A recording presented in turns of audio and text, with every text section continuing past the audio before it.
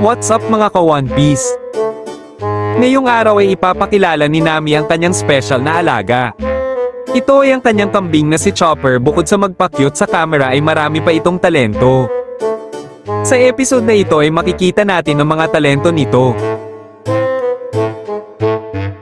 Isa sa mga paborito nitong kainin ay ang malunggay. Araw-araw itong pinapakain ng malunggay ni Nami para maging malusog si Chopper. Pero dahil malakas kumain si Chopper ay halos paubos na ang kanyang malunggay.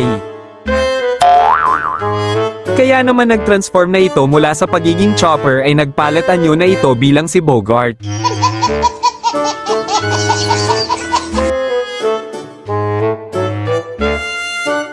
Kaya naman iniabot na ni Nami ang puno ng malunggay at isang pala para ito ay magtanim para hindi ito maubusan ng kanyang paborito. Napakagandang alaga ni Chopper kahit matako ito sa pagkain. Dahil pag nag-transform na ito ay kaya nitong magtanim ng puno para ito ay may makain.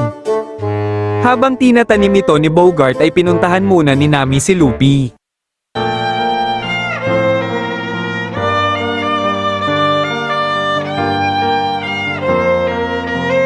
Malaki ang pasasalamat ni Luffy kay Nami dahil siya ang nagligtas sa kanya mula sa pag-agos ng kanyang sinakyan na drum na nagpaagos-agos sa damuhan.